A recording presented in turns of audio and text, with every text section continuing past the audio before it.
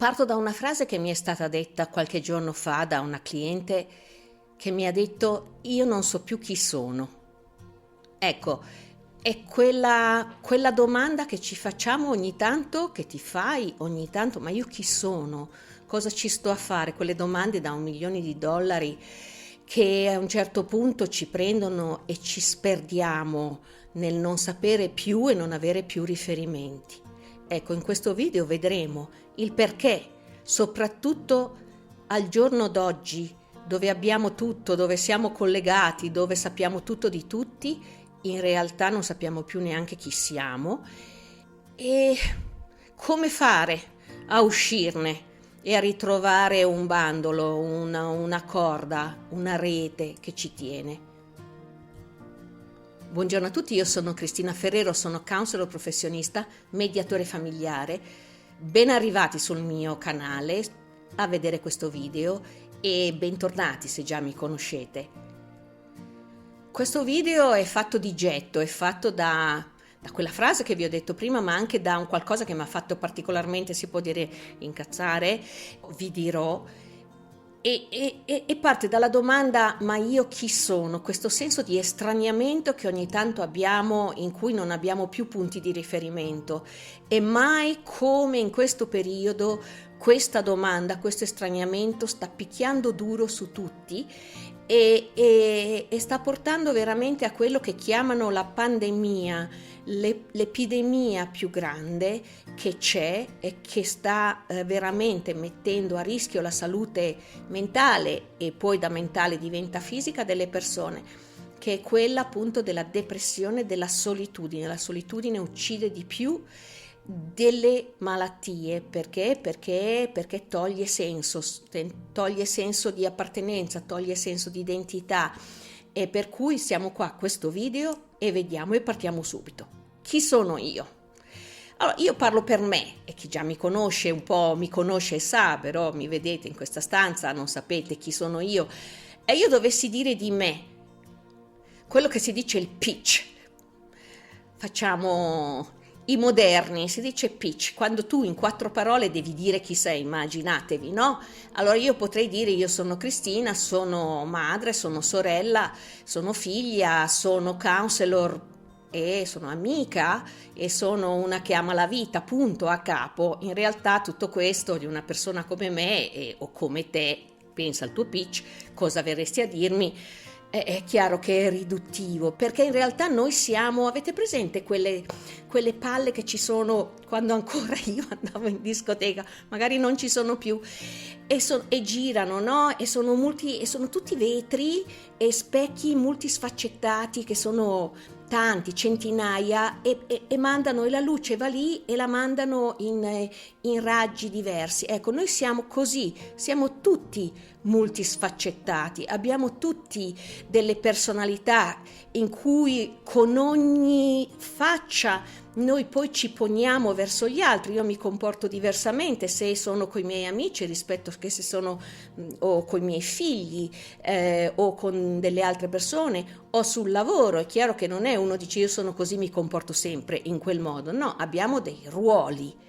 Però cosa succede al giorno d'oggi in questa società? Lo so che inizio un discorso molto vasto, però voi seguitemi. Questa società prende alcune di quelle innumerevoli faccettine che c'erano di questo prisma a specchi che girava e mandava le luci, ne prende alcune, le allarga e dice: tu sei quella roba lì. E nella fattispecie, nella nostra società, questo è il lavoro che uno fa. Il lavoro che uno fa lo fa per vivere, no? Lo fa per guadagnare dei soldi per poter vivere. In realtà in questa società ci obbligano a identificarci non tanto quanto io sono anche una counselor, però poi sono, come ho detto, tante altre cose, ma identifico nel mio lavoro, perché non è più identificarsi in quello che si è, ma identificarsi in quello che si fa per avere. E adesso vi dico la cosa che mi ha fatto salire il fumo, che un po' che sento questa cosa, e adesso la dico. L'altro giorno c'è stato l'ennesimo femminicidio e deglutisco perché ogni volta è tanto dolore che viene riversato, il dolore così enorme di tutti quelli che stanno intorno, dei figli lasciati indietro. E questo femminicidio, lo dico come me lo ricordo, l'ho sentito alla radio, non so più dove, ma non importa, uccide cassiera di supermercato, eccetera, che aveva già chiesto il codice rosso, fra le altre cose, vabbè.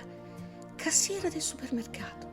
Questa donna era il suo bel prisma con tutte le sue luci e viene ricordata perché cassiera del supermercato. Oppure sentite, incidente stradale, muore operaio di 36 anni di ieri.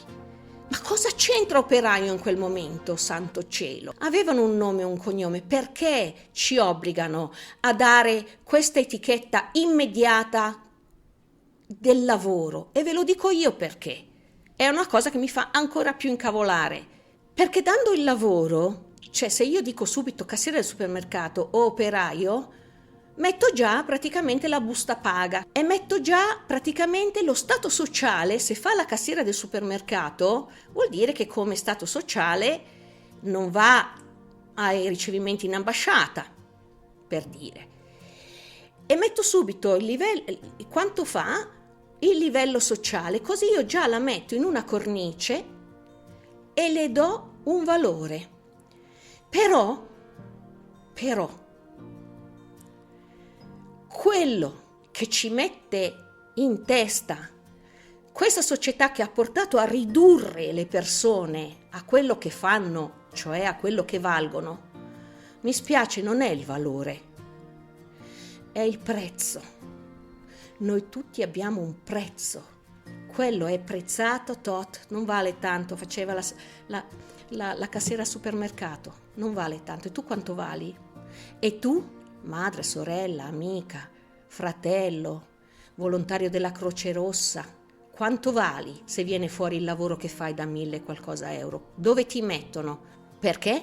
Perché siamo nei parametri dell'avere e non dell'essere. Erich Fromm ha scritto un libro, Avere o essere, e noi siamo a puccia tutti dentro in questa società dell'avere. Cosa vuol dire avere? Avere, se tu hai avuto e stai guadagnando tanto, vuol dire che tu hai fatto successo. Il concetto di successo, avere successo in qualche cosa, io posso avere successo a essere una bravissima giardiniera, per esempio, mi faccio un mazzo così a tagliare il prato, io ho avuto successo. Ho successo se finisco di cucirmi qualcosa, ho successo se sono stata una brava madre e i miei figli sono felici della loro vita, ho successo se curo bene il mio cane, tutto quello che io porto a fine ed è riuscito bene è un successo. Ma perché l'idea di successo in questa società debba avere un unico, grande e solo significato? Quella persona ha avuto successo. Ciò vuol dire, virgola, a capo, nell'avere soldi e nel fare carriera. Il successo cosa vuol dire? Avere tutti quei soldi per che cosa fare? Identificarsi con la persona appunto di successo in questa etimologia moderna. Perché? Perché con quei soldi cosa posso fare? Comprarmi l'approvazione degli altri, comprarmi l'ammirazione degli altri. E poi magari a livello umano sono, scusate la parola, una merda. Allora io non sono qua a dire, a fare la volpe e l'uva, che schifo i soldi, no, non è mio. Coi soldi è inutile dire i soldi non fanno la felicità, no, aiutano.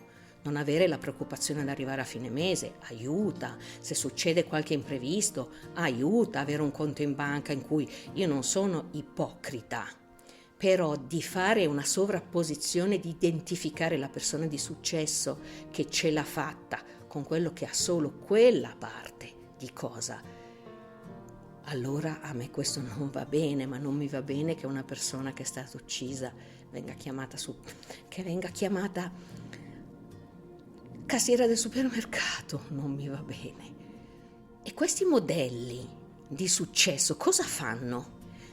Fanno che buttano l'autostima così in basso, perché chi a questo punto fa veramente la cassiera del supermercato e lo fa bene e lo fa con rispetto, quello è il successo. Quella è una persona di successo nella sua cornice. E invece le cornici che ci vogliono mettere sono delle cornici dove alcuni ci stanno, ma la grande moltitudine non ci sta. E quella grande moltitudine, se gli occhiali con cui dobbiamo vedere le persone sono quelli lì, la grande moltitudine si sente male, si sente di essere dei fallimenti e l'autostima va giù. Ed essendo l'autostima che va giù, soprattutto nei giovani succede questo, sono aumentati i malesseri che si fanno i tagli, che non escono di casa. È aumentato perché? Perché hanno dei modelli così alti, per le donne il corpicino della Ferragni, per gli uomini di andare in giro con la macchina, e sono modelli irraggiungibili. Sono modelli che sono fatti apposta per creare malessere. Per tornare all'inizio, io non so più chi sono perché mi sono estraniata e mi sono snaturata, e tu ti sei snaturato ed estraniato da quello che è la tua autenticità, da quello che sei veramente, dai tuoi successi, perché non c'è nessuna persona che non sia di successo, se solo decide dove guardare.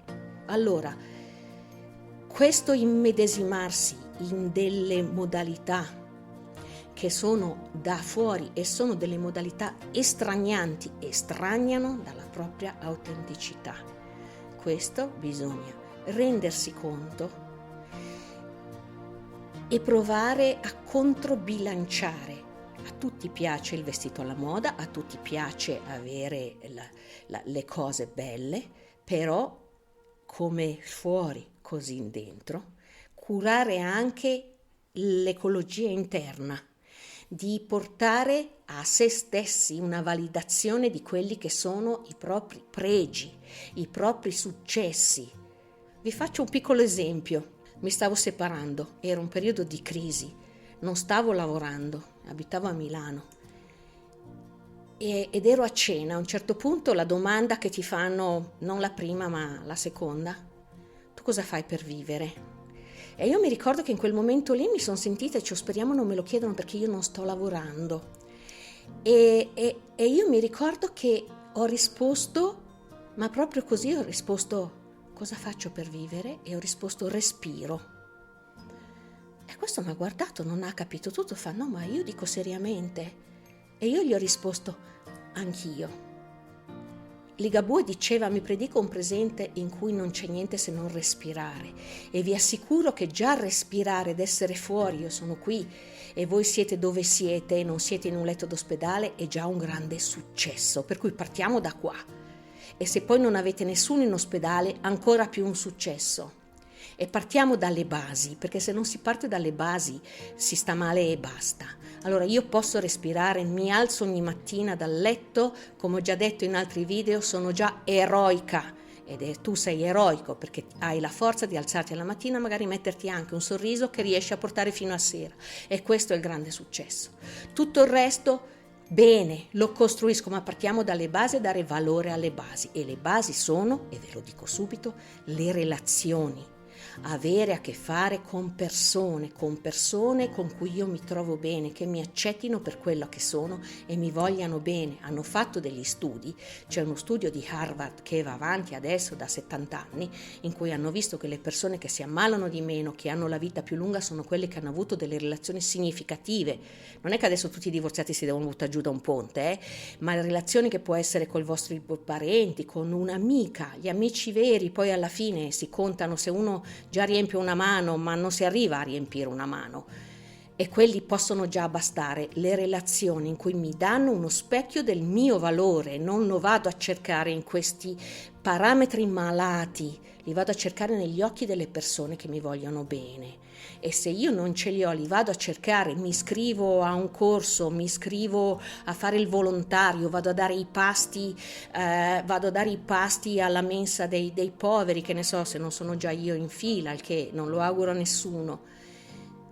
Ma ritornare a chi sono io, ecco, io sono questa roba qua, rafforzare questa roba qua e poi andare nel mondo portando consapevolezza dei valori veri che sono essere vivo, alzarsi la mattina, avere da mangiare, un tetto in testa, poter camminare, poter ridere, cantare, guardare le nuvole fuori, avere le persone intorno a me sane e che mi vogliono bene.